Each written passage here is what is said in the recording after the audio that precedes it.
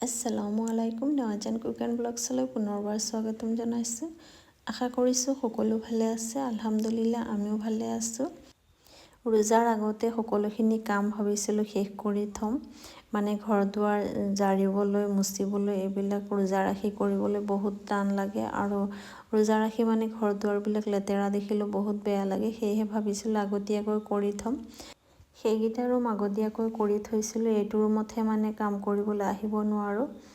তেখেতৰ মানে কিবা কিবি কাম থাকে, এইটো ৰুমতে মাল থয়, এইটো ৰুমতে আগৰৰ মাল আৰু মানুহ আহি থাকে।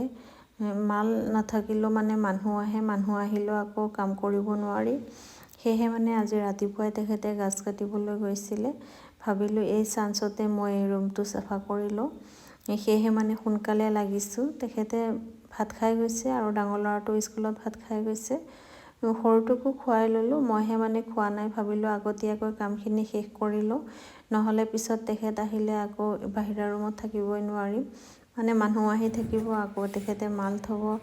তেখেতে মানে কাম কৰা দেখিলেই ক'ব কিয় মানে চাফা কৰিব লাগে, থাকক এনেকুৱাই। সেইটো কাৰণে মই লুকাই মানে এই কামখিনি কৰি লৈ আছোঁ। আৰু এইফালে দেখক এই মালৰ বস্তাখিনি ইয়াতে থৈছিলে। মালৰ বস্তাখিনি এইফালে আনি থলোঁ। বহুত গধুৰ আছিলে এই বস্তাটো, ভাগৰি গৈছোঁ মই। আৰু এইফালে জেগা খালী কৰি লৈছোঁ। এইখিনি প্ৰথমতে জাৰি ল'ম, তাৰপিছত ভালকৈ মুচি পিছতহে মানে আকৌ ফুলখিনি আনি থ'ম। আৰু এই ফুলখিনি মই ইয়াতে থৈছোঁ, এইখিনি ধুব লাগিব। ধুই ভালকৈ শুকোৱাৰ পিছতহে আকৌ মানে ইয়াত আনি থ'ম। এইফালৰ পৰ্দাখিনিও খুলি ল'লোঁ ধুবলৈ। আৰু এতিয়া এইফালৰ এই বস্তুখিনি চাইড কৰিলোঁ, মানে এইখিনিও ধুব লাগিব।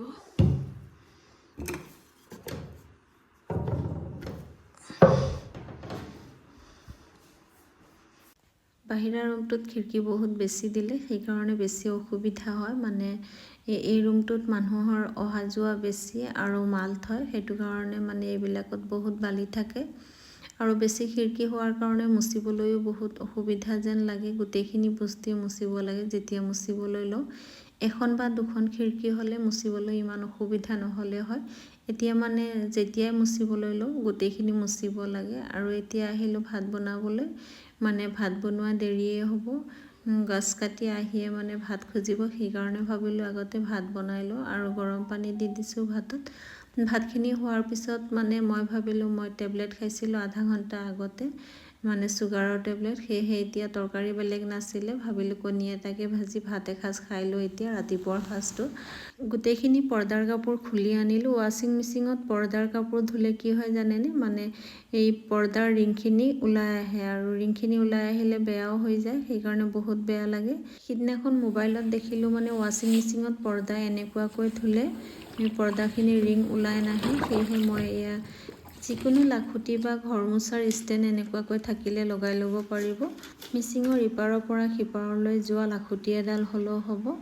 আৰু এনেকুৱাকৈ মানে পৰ্দা ধুলে আপোনাৰ পৰ্দাখিনি বেয়াও নহয় আৰু ৰিংখিনিও ওলাই নাহে।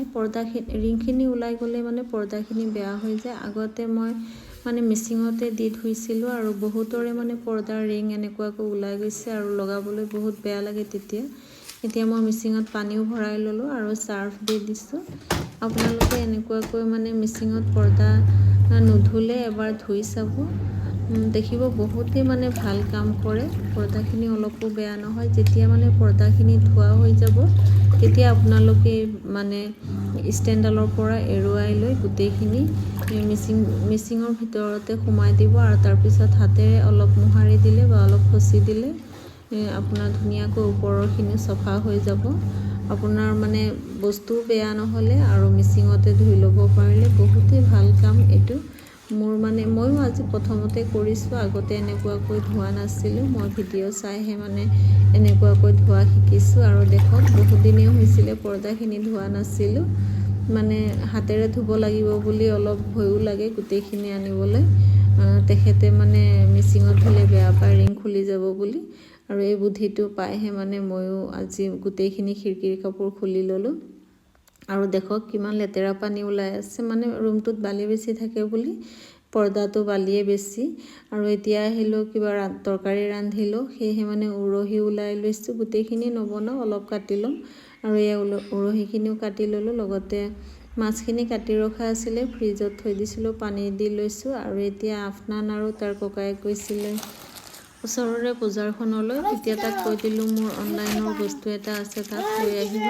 মানে মই বালিচৰ কভাৰ অৰ্ডাৰ দিছিলোঁ আৰু কেনেকুৱানো আহিছে কভাৰকেইটা চাই ল'ম। এইফালে আফনানে কৈছে তাৰ চিপছ আৰু চকলেটো মানে ভিডিঅ'ত উঠাব লাগে। এয়া মই দেখক খুলি লৈছোঁ, দেখিবলৈ ভালে লাগি আছে। কাপোৰ ইমান ভাল নহ'লেও মানে টকাৰ হিচাপত ভালে আছে। 180 টকাত 4টা বালিচৰ কভাৰ দিছে, ধুনীয়াকৈ চিলাই ৰখা। মানে আমাৰ ডেইলি ইউজৰ কাৰণে বহুতেই কামত আহিবলগীয়া বস্তু। ভালেই আছিলে, দেখিবলৈ ধুনীয়া লাগি আছিলে। চিলাই আৰু এটা ডাবলকৈ মাৰি ল'লে মানে বহুত দিনলৈ যাব বালিচৰ কভাৰকেইটা। আৰু এতিয়া মই বাহিৰা ৰুমতে বালিচৰ কভাৰ খুলিছিলোঁ বুলি ইয়াতে লগাই ল'লোঁ। দেখক দেখিবলৈ ভালেই লাগি আছে। 4টা বালিচৰ কভাৰ দিছে 180 টকাত, বহুত ভাল দামতে পাইছোঁ। আৰু এতিয়া এই গোটেইখিনি খিৰিকী ভালকৈ মুচি ল'লোঁ। অলপ মানে কষ্ট হৈছে, হ'লেও ভালকৈ মুচি লৈছোঁ। ৰোজা মাহত মানে ঘৰবিলাক চফা থাকিলে মনটো ভাল লাগি থাকে, আৰু যদিহে মানে লেতেৰা হৈ থাকে মনটো বহুত বেয়া লাগে। মানে কামখিনি কৰি আগতে শেষ কৰিব নোৱাৰিলোঁ ভাবি ভাবি মানে বহুত আমনি লাগি থাকে।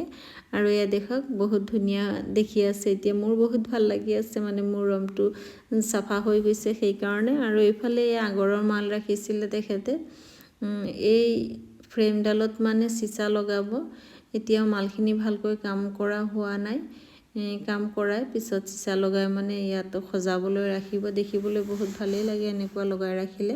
আৰু এই বেৰেঞ্চিৰ নিচিনা এই টুকুৰাটো এইফালে মানে ডাল নবৰ কাৰণে বনোৱা হৈছিলে। ডাল নবত এতিয়াও মানে পঞ্চ লগোৱা নাই বুলি খুলি এইফালে থৈ দিছে। এইটো ছাইডত লগালে মানে দেখিবলৈ বহুতেই ভাল লাগিব। মই মানে অনলাইনত চাইছিলোঁ এই ছেটটো, দেখিবলৈ বহুত ভাল লাগিছিলে। এতিয়া মানে মই এইটো ৰুমতে মাল থয় সেইকাৰণে মানে গদ্দিখিনি এতিয়াও লগোৱা হোৱা নাই, পিছলৈ লাহে লাহে লগাব বা বেলেগ ৰুম বনাবলৈ।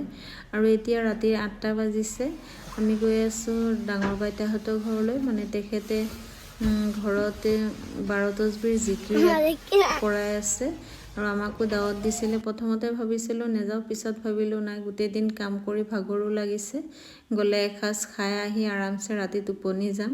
আৰু আমি গৈ পাইছিলোঁ, মৌলবীয়ে মানে পঢ়া আৰম্ভ কৰিলে।